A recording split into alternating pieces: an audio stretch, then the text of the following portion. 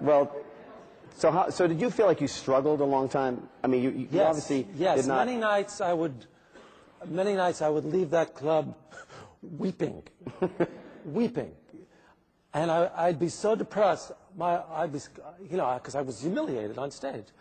I'd be kind of slack-jawed, I'd stop by, I'd buy like ice cream, I'd go into Smilers on 9th Avenue at 3 o'clock in the morning. I'd pick up some ice cream. I'd go home and I'd put the TV on.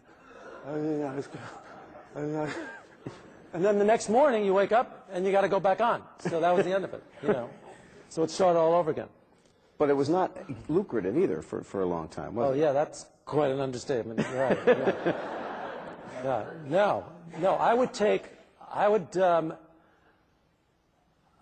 fill Tropicana bottles, the quart bottles, with pennies. This is kind of sad. And I would take the bottles at 3 o'clock in the morning, whatever, and I'd go to the corner grocery store on 9th Avenue and 43rd Street. I lived in Hell's Kitchen. And there was a store where all the prostitutes hung out in, this grocery store. And I would go into the grocery store with my Tropicana bottle, and I would empty the pennies on the counter, and I would get a can of Chef Boyardee. And that was my life. And I'd buy the can, count the pennies, and take home my pennies, take home the change. So pathetic. And it didn't build character either. It's supposed to. It's supposed to. But it didn't work. I still had no character. Yeah. And didn't you kind of resent the rich people, the people who'd made it? Couldn't understand how anybody could make money. I'd walk on the streets. I'd look at all these apartment buildings on Park Avenue and West End Avenue. I go, where did these people, how are they getting the money to live in there? What are they doing? How did they all have money? How are these people getting in cabs? Where did they get the money to get in a cab? I didn't know. It was a mystery to me. Well, I know because there was a sense that when you became successful, some people thought, well, Larry won't be funny anymore because you kind of used that sense of maybe resentment or despair or whatever. Yeah, it was. It fueled some hostility that I had, but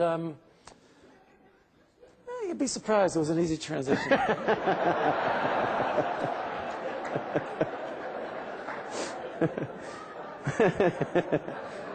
Well, you mentioned about obviously New York, and you worked in New York, and God knows Seinfeld is the most New York show imaginable.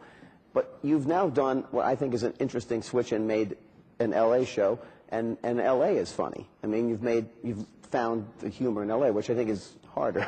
I guess that's my impression. But did you find that, or is it just as easy for you to come up with stuff to make fun of that place? I'm not really consciously doing that. I feel like if I was in New York, the show would be exactly the same. Content-wise. Mm-hmm. I mean, obviously, there are things that are different, homes versus apartments, things like that. But yeah. I think the core of the show, though, it doesn't matter. It's more about human interaction, social intercourse, things like that. Mm-hmm. Well, I want to ask you what it is you think the show is about. Is it a lot of people would analyze it and say, well, you're observing society and you're commenting on it from the point of view of a guy who has a irascible point of view or a misanthropic point of view. I think really what it is, I think it's, I feel like we're all sort of split down the middle, good and bad, Good is not funny. Good is not funny. It's just not funny. But the bad thoughts are funny because they're unexpressed. Yeah. Mm-hmm. And so I'm kind of letting these thoughts that go unexpressed, that we all have, all the time. Yeah. Oh, gee, look at this mourner. What am I going to say to this mourner? Oh, Jesus Christ, I got to talk to the mourner now. I can't talk to mourners, I don't like talking to mourners, But we all got to go talk to that mourner. We don't want to. Right? We're afraid of the mourner, right? Yes. I'm so sorry, you Yeah. know. And you feel like an idiot even saying it. You don't know how. You don't know how to behave. Anyway, we all have these thoughts. That's just one little thing. Yeah. But there's thousands of those that we all deal with all the time. And so it's being able to get that bad side, that funny bad side out. And that's why people really can relate to it, because it comes from a place inside that somebody else is expressing, Yeah. I think, and that we're relating to on that level. And I think that's why people like it. Yeah, because all of us think, well, you know, I'd like to be able to argue with this guy the way he's doing it. Right. Because Or This bring is up a super the silliest things, person. or bring up the things that we're thinking about. Right. Like, if some guy's annoying you in the show, you tell him he's annoying you. Right. For example. Yeah. And most of us are too polite, I guess, to do that. Of And course, your of course we're character- too polite. You know, when I was out to dinner, and I said to the guy, thanks very much for the dinner, and the woman said, aren't you going to thank me? Oh, of course, thank you too. Yes. As soon as I left the restaurant, don't thank woman for dinner. You know. Yeah.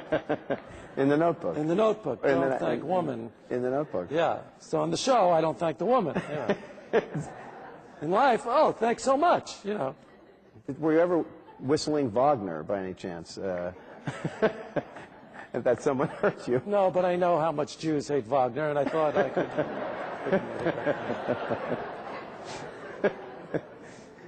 Have you thought about, does it ever give you any pause to think about sort of the cultural impact you have had? No, You don't think about that at all? never.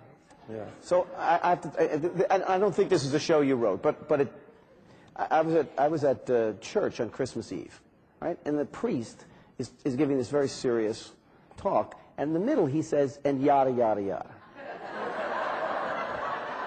And I'm thinking, this is amazing. This is amazing. Yeah.